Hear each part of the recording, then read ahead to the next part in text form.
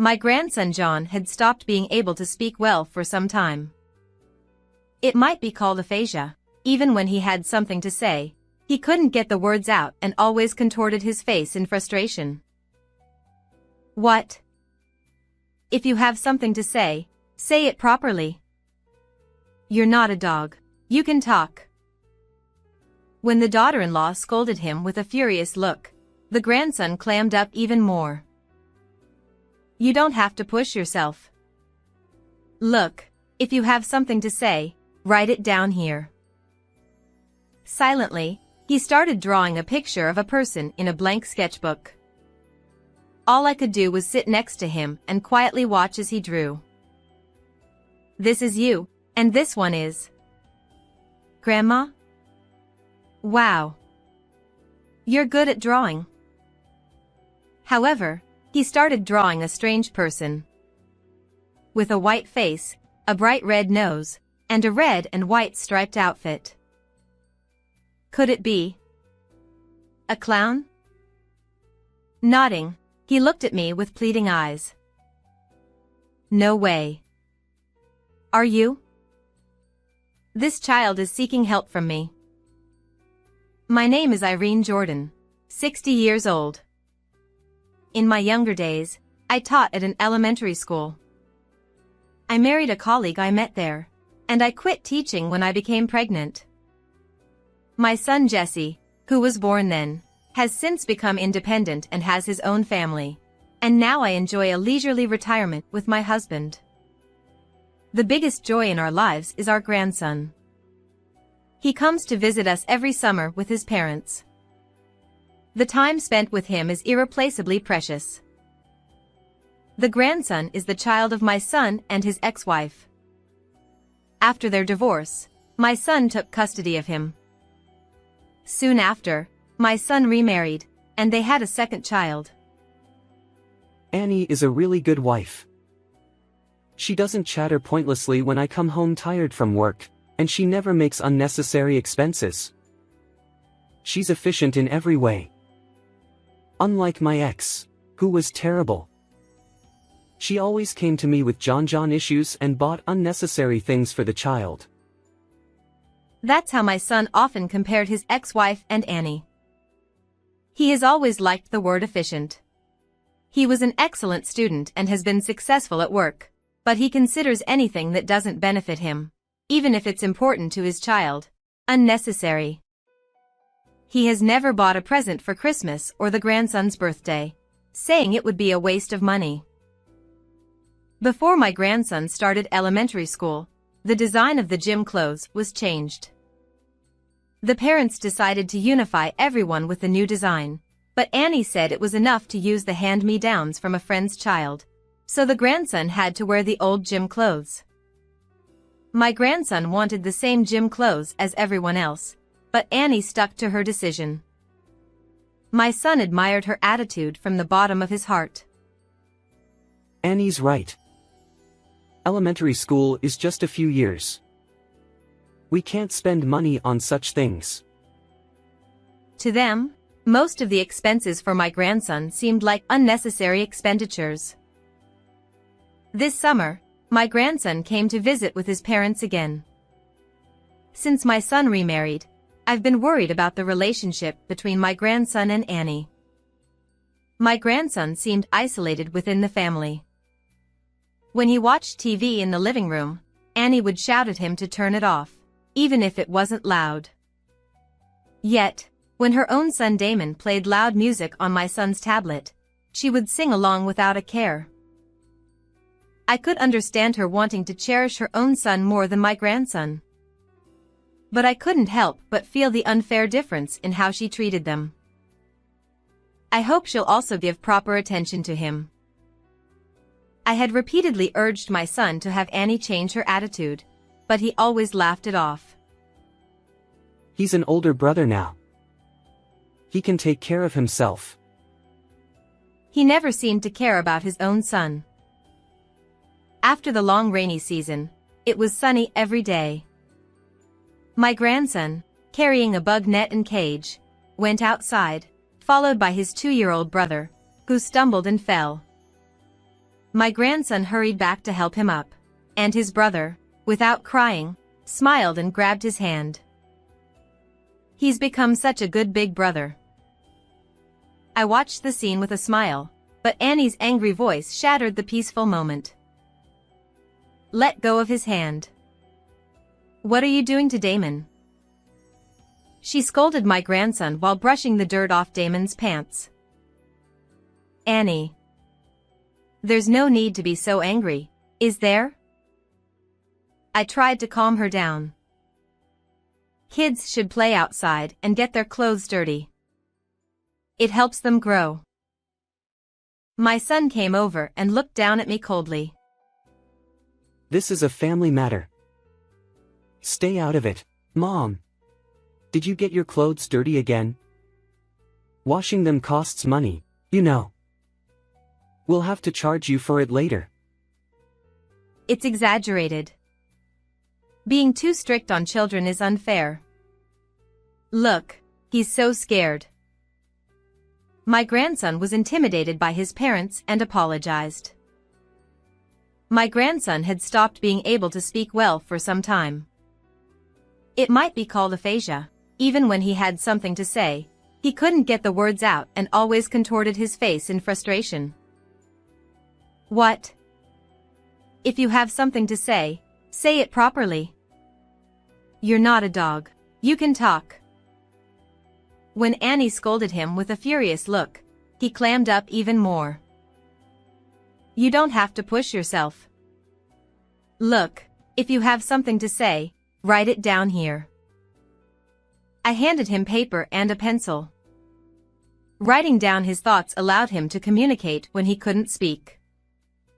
But lately, he would throw the pencil away, avoiding even writing when they were around. His speech problems began shortly after my son remarried. What's wrong? He was so cheerful and talkative when he was little. It's because you spoiled him too much. If he can't talk properly by now, he won't be useful in society. He laughed, blaming me for his speech issues.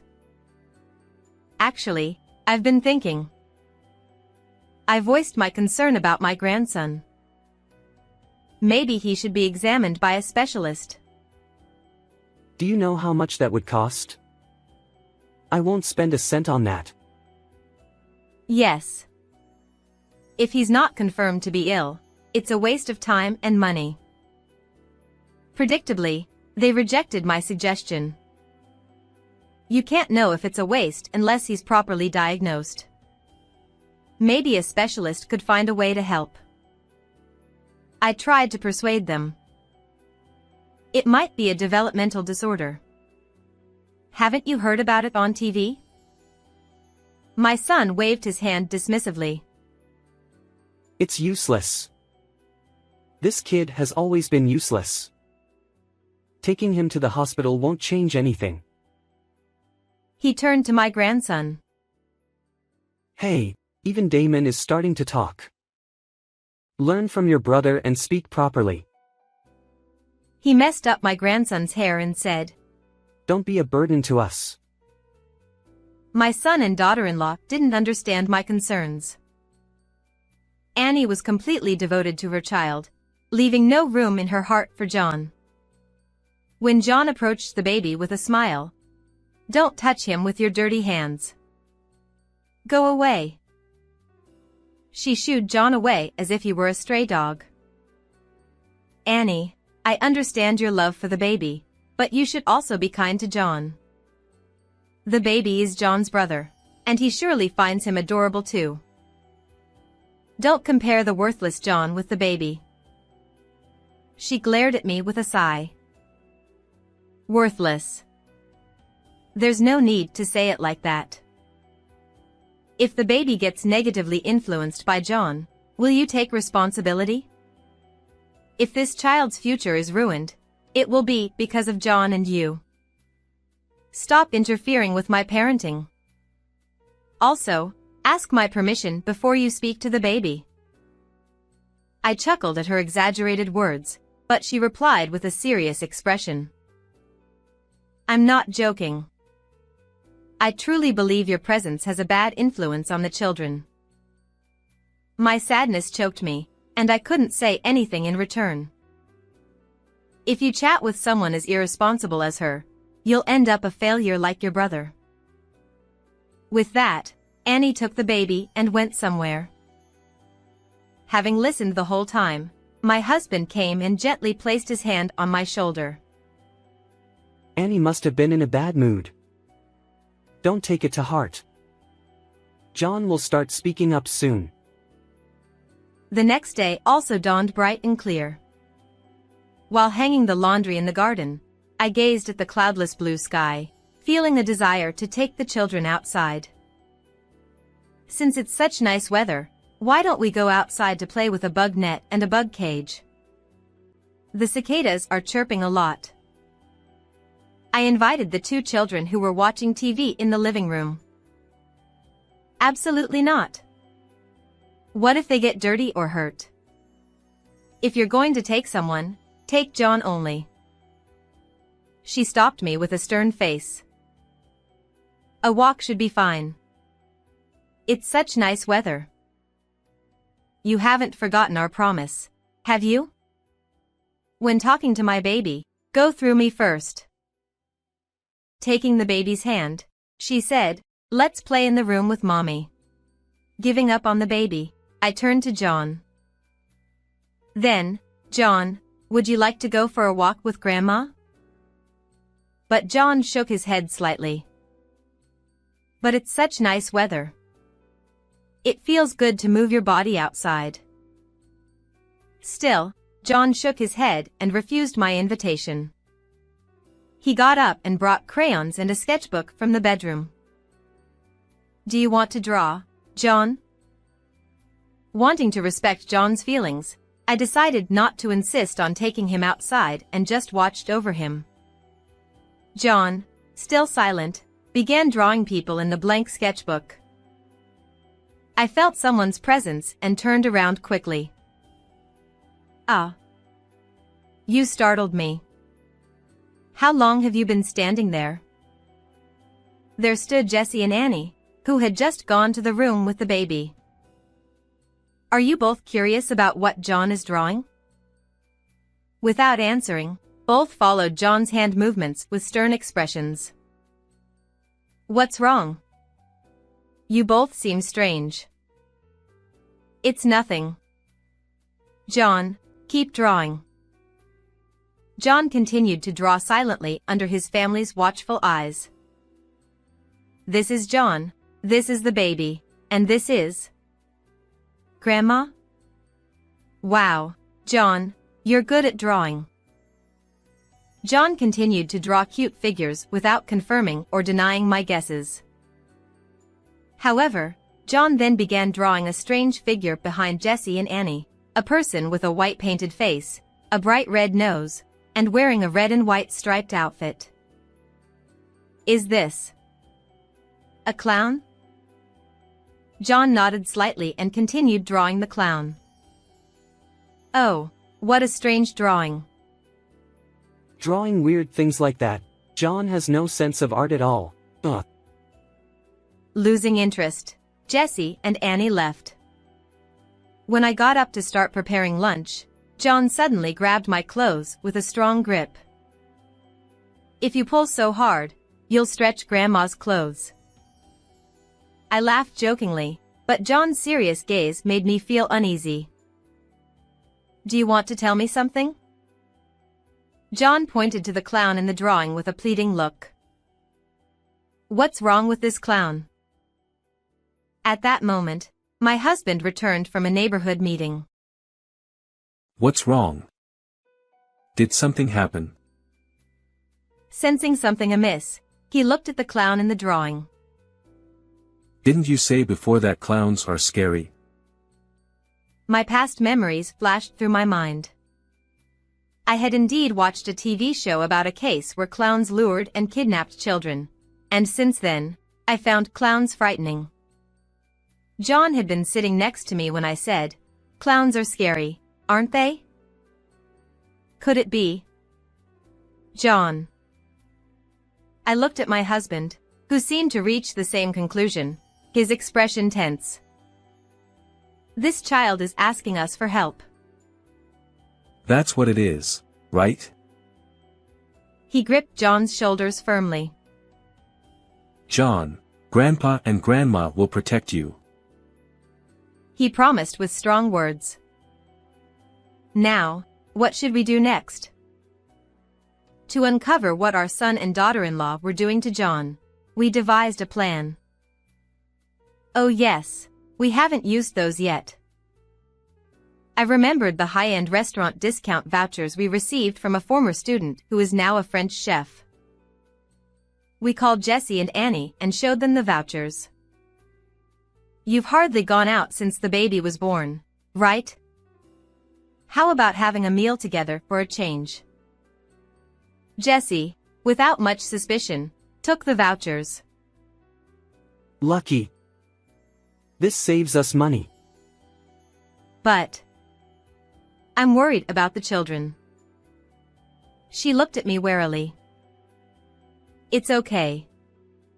We'll take good care of them. Enjoy a nice meal for a change. But the baby is only 2 years old. I need to be with him. Annie didn't like me getting close to the baby. Jessie patted her shoulder. Let's take advantage of their kindness. It's a rare chance to have a high-end French meal for free. Saving money and having a good meal worked well on efficiency-minded Jessie. Okay, if you insist. Still wary, Annie agreed to Jessie's suggestion. We'll enjoy a romantic time. See you later. With that, Jessie and Annie left in the evening. After confirming their car was out of sight, we headed to their bedroom. Although it felt intrusive, we nodded to each other, motivated by John's fearful face. My husband found a notebook in Jessie's bag with a website address written hastily, even marked with a sticky note. He opened Jessie's laptop and entered the address. Look at this. His face turned into a grim expression. On the screen was a dark website for illegal activities like organ trading and drug dealing. Jessie had bookmarked it and frequently visited it. Checking the email history, we found detailed exchanges between Jessie and organ traders. Shockingly, Jessie was trying to sell John to overseas traders, citing his speech disability. This is criminal. John's his own son. I can't understand it. Realizing their plan, we rushed to the police. Jessie and Annie were likely enjoying their high-end meal by then. Showing the website to the police, the detective's eyes widened. We've been tracking this organization. We explained the situation to the chef, who agreed to cooperate with the investigation. 2 people were eating at a restaurant, surrounded by police officers. Just then, Jessie, unaware of the situation, arrived. Food tastes best when someone else is paying, right? He said, laughing and chatting happily with Annie. Jessie, Jordan and Annie, correct? We need to ask you some questions about the organ trafficking case. Please come with us to the station. Jessie and Annie were startled by the sudden appearance of the detective. Organ trafficking. What are you talking about? We have nothing to do with that. You don't recognize these documents? The vendors listed here are part of an illegal organization we've been monitoring. You can't deny your involvement. As the detective presented the contract documents, Jessie clicked his tongue in irritation. When he noticed me and my husband hiding behind the police, he glared at us angrily. You sold me out to the cops? Your own son. Saying this, Jessie pushed Annie towards the detectives and tried to flee on his own. However, police officers had surrounded the area, and he finally gave up, collapsing to his knees. I didn't do anything. I don't know anything about this. That woman must have forged those documents. I don't know anything. You did this on your own. They both denied the accusations until the end, but the detectives forcefully took them to the patrol car. This was the right thing to do, wasn't it? I asked. Of course. We protected John together. My husband comforted me as I struggled with the guilt of reporting our son to the police. The next day, we went to the police station to speak with Jesse, but even family members were not allowed to see him. Instead, a public defender reported on his interactions with Jesse. According to the lawyer, Jesse showed no remorse and instead cursed us for reporting him, calling us heartless. He's beyond help. He exclaimed, enraged. Lawyer, next time you see him, tell him that he and Annie are the heartless ones. To me, this felt like a declaration of disownment. We had another matter to address, getting a specialist to examine John's aphasia. Despite my repeated requests, neither Jesse nor Annie had taken it seriously. But we couldn't leave John untreated. I took John to a general hospital with a pediatric psychiatric department. The diagnosis was that John's aphasia was likely caused by accumulated emotional distress. You see.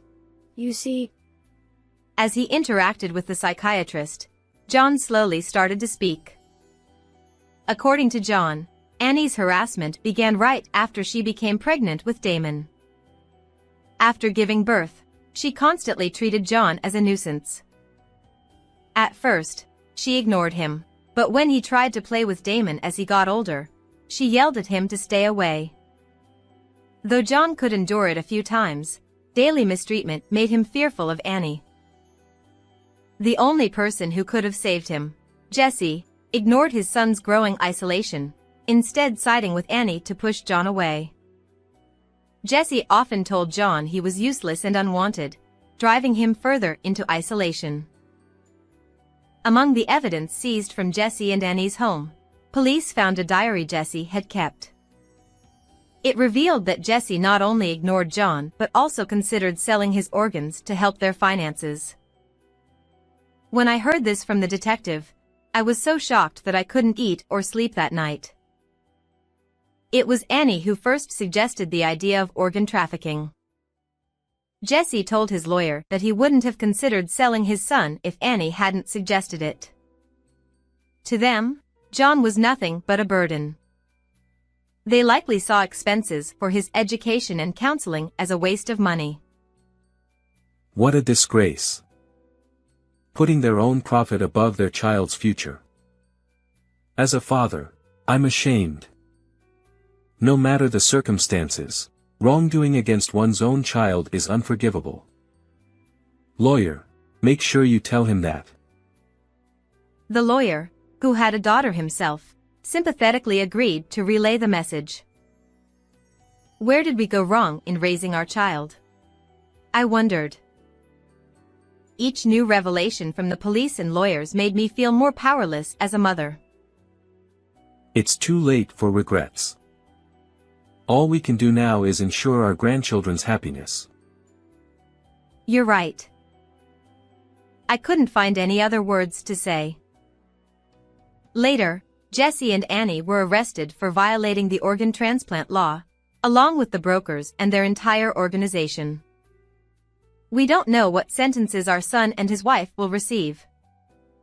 Even if they get out early, living a normal life again will be difficult. They likely won't see their children again, and even if they want to, we won't allow it. My husband and I vowed to raise our grandchildren ourselves. The incident involving our son and his wife was widely reported in the media, and our local community was well aware of our situation. Despite this, no one gossiped about us. Instead, they showed great affection towards John and Damon. An elderly couple next door often brought us vegetables from their garden, saying, "Give these to the kids." They even invited the children to help with the harvest sometimes. Thanks to the community's kindness, John's trauma began to heal, and his aphasia gradually improved. Hey, Damon. I'll catch a big beetle for you today. Wait for me, big brother. I want to come too. During summer vacations, the two would often go play in the woods. Damon, free from Annie's skewed upbringing, grew up to be a kind child, much to our relief.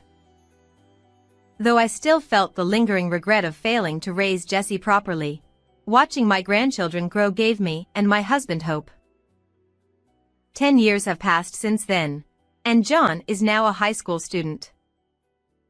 Human trafficking is still rampant around the world, with many children falling victim to greedy adults. This isn't just a distant issue, it happens right here in the US, close to home. I was lucky to be saved by my grandparents. Now, I want to extend a helping hand to other children. Please, let's not turn a blind eye to this sad reality. Let's fight it together. On weekends, John engages in volunteer activities, researching and writing articles about human trafficking and giving talks at community centers. I had a valuable experience, and I want to use it to save innocent children. I believe it's my mission. He spoke to me with a determined look in his eyes. John aspires to be a journalist and often debates passionately with my husband about news and current events. Grandpa, you need a broader perspective to change the world. Yeah, you're right, you are more knowledgeable and eloquent than I am these days. Meanwhile, I started a children's cafeteria with help from my community. Inspired by John's fight to protect children's futures, I felt compelled to do something for them too. We not only provide meals for kids after school but also help them with their studies, utilizing my experience as a teacher. Thanks again, ma'am. See you next time. Watching the children leave with bright smiles, I silently prayed for their continued happiness. How did you find today's story? Don't forget to subscribe to our channel. See you in the next video. I'm in a meeting. Don't call again. My husband yelled at me when I tried to inform him about my critically ill father-in-law. He hung up without even listening to me, treating me with disdain. Later, I wondered where he could be since he wasn't answering any calls. In truth, I had a pretty good idea. Maybe I'll keep quiet about the $7 million inheritance issue, I thought. So, as per his wish, I decided not to contact him again. But I also devised an elaborate plan to make him regret his reckless behavior. I'm Scarlett, 40 years old at the time. I'd been married to my husband, Oliver, for 15 years. My father-in-law sighed and apologized, saying, "My son can be troublesome, Scarlett." I replied, "No worries." I smiled awkwardly at my apologetic father-in-law. We were living with my father-in-law and I had a close enough relationship to have tea with him. However, during that time, my husband had been unusually cold toward me lately. The reason? He had an affair, and my father-in-law knew it, always looking sorry whenever something happened. Still, my attachment to my father-in-law made divorce a difficult decision. I could only hope that Oliver would change his ways. But his behavior worsened day by day, and eventually, he stopped hiding his infidelity. Oliver, enough is enough. Don't you feel sorry for Scarlett?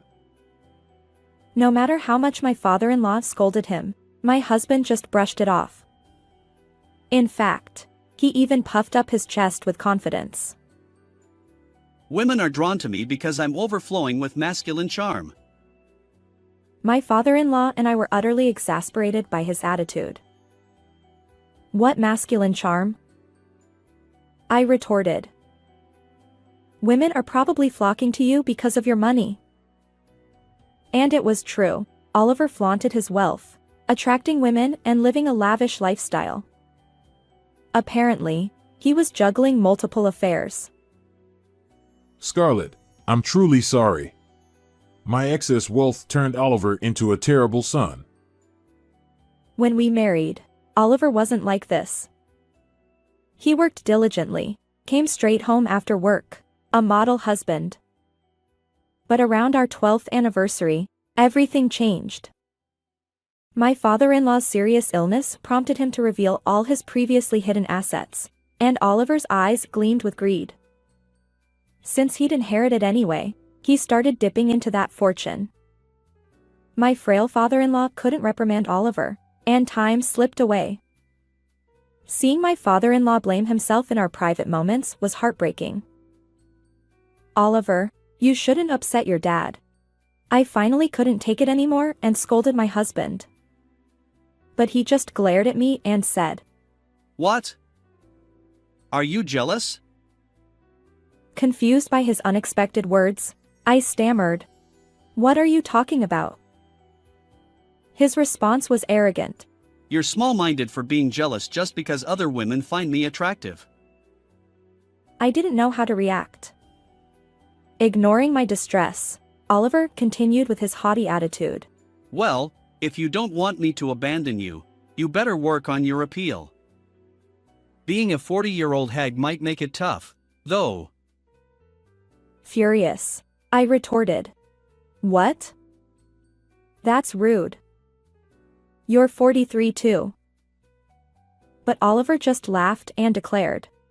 Well, I'm off on a date with another girl. He walked out, leaving me standing there alone. One fateful day during those difficult times, my father-in-law collapsed. Dad. Please hold on. I pleaded as the ambulance rushed him to the hospital. By then, he was already in critical condition. I need to contact Oliver. I thought urgently. The doctor warned that my father-in-law's condition was precarious, and the possibility of him passing away loomed. It felt heartbreaking not to be there for his final moments, even with a son like Oliver. I called my husband's number repeatedly, but he didn't answer. Finally, on the 5th attempt, he picked up. Hello, Oliver? It's an emergency. His response was harsh. Stop bothering me. Don't call again. I was startled by my husband's sudden shouting. Wait. It's really urgent. Your dad collapsed. I'm in a meeting. Don't contact me again. But in the background, I heard a woman's laughter. Ah. He's still cheating. I realized. Holding the disconnected phone, I stood in the hospital corridor, a mix of anger and sadness. Although Oliver hadn't listened to my words, he must have sensed the urgency. Still, he dismissed me. I felt a mix of anger and sadness toward him for his attitude. I wanted to discuss the $7 million inheritance from Dad. I had wanted to say, but I decided against it. Eventually, my father-in-law passed away peacefully. Oliver never returned home after that day, ignoring all attempts at communication. So, I arranged the funeral alone, honoring his wish to cut ties completely. I can't take this anymore, I thought. I couldn't forgive Oliver for neglecting his own father. From then on, revenge consumed my thoughts. After my father-in-law's departure, Oliver immersed himself in his affair partner's life, never stepping foot in our home again. He finally showed up at our home 2 months after my father-in-law's funeral. What? Dad passed away? I didn't hear about it. Why bother telling me? When your dad collapsed, I called you immediately. Didn't you realize it was an urgent matter? Besides, you were the one who abruptly hung up. Still, why call again? I tried multiple times. And you were the one who said not to contact you again. Ignoring my rebuttal, my husband scratched his head uncomfortably. Fine. These are the inheritance documents you're entitled to. Please sign here. Wow, this is impressive. I can receive such a large sum? Yes, you'll get $70,000, and I'll receive other assets. Well, do whatever you want. Easy money. Without listening to any explanations, he gleefully signed the documents. Dad would be pleased that I'm putting this $70,000 to good use. I clenched my fist at his words but remained silent. In truth, my revenge had already begun at that moment. Ecstatic over the $70,000, my husband quit his job and lived it up with his affair partner, not returning home for about a year.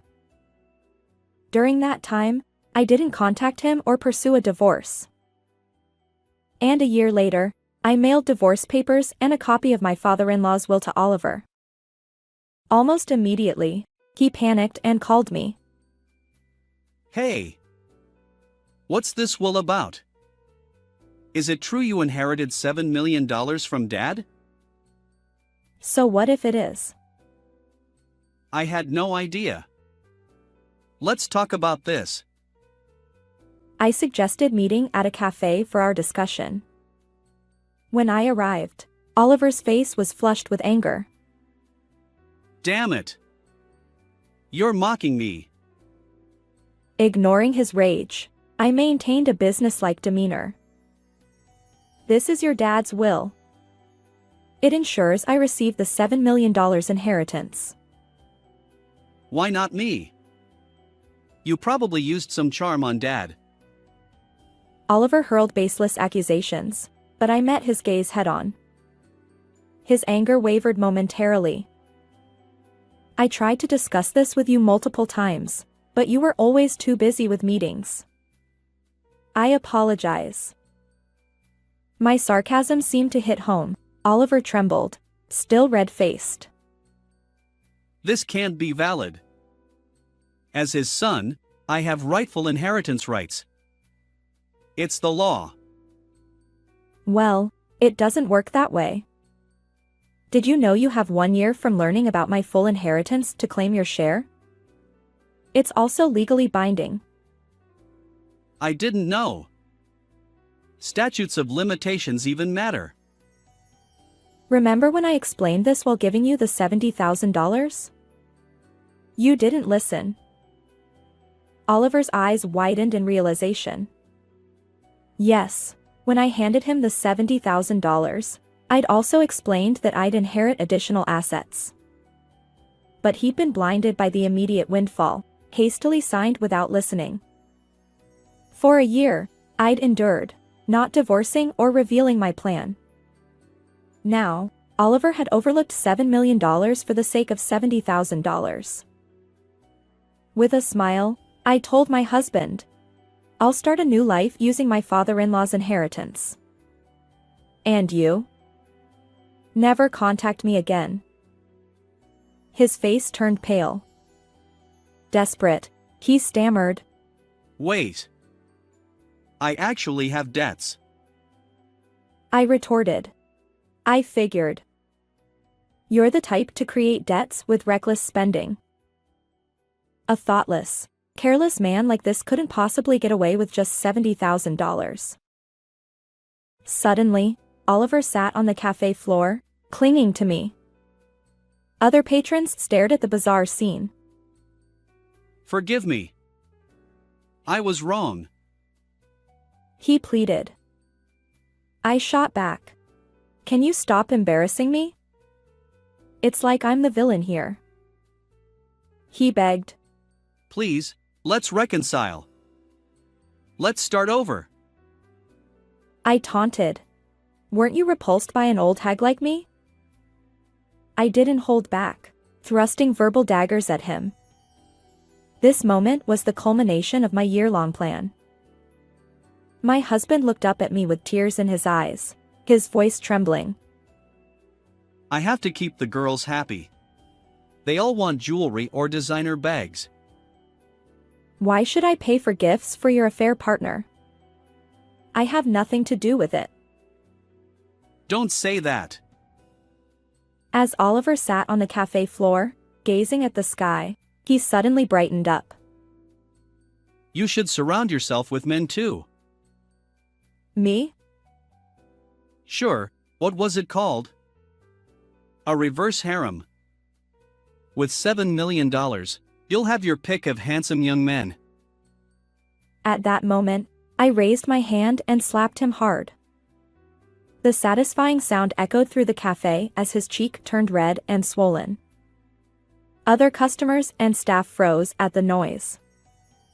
Oliver stared at me in shock, holding his cheek. Enough with mocking people. I grabbed his collar and shook him vigorously. Meanwhile, my husband seemed genuinely puzzled by my anger. I thought it was a good idea. His words made me realize that our values were fundamentally different. Unbelievable. Just leave already. And you're being filmed, you know? My husband's face turned pale. Hey! Don't film me without permission. Who gave you the right? Oliver, spitting with rage, confronted the cafe customer recording him on their smartphone. Apparently, a YouTuber happened to be there, completely unfazed by my husband's shouting. They continued filming, laughing and commenting, "Wow, this guy's intense." When I checked YouTube, it seemed they were live streaming, with a close-up of my furious husband's face. Viewers flooded the chat with messages like a "what a jerk" and "hang in there, wife." Encouraged by their support, I steeled myself. I wasn't wrong. I decided to face my husband again. But he remained seated on the cafe floor, determined not to move until I handed over the $7 million inheritance. Of course, I couldn't part with the precious legacy from my father-in-law. As I pondered my next move, my husband suddenly screamed.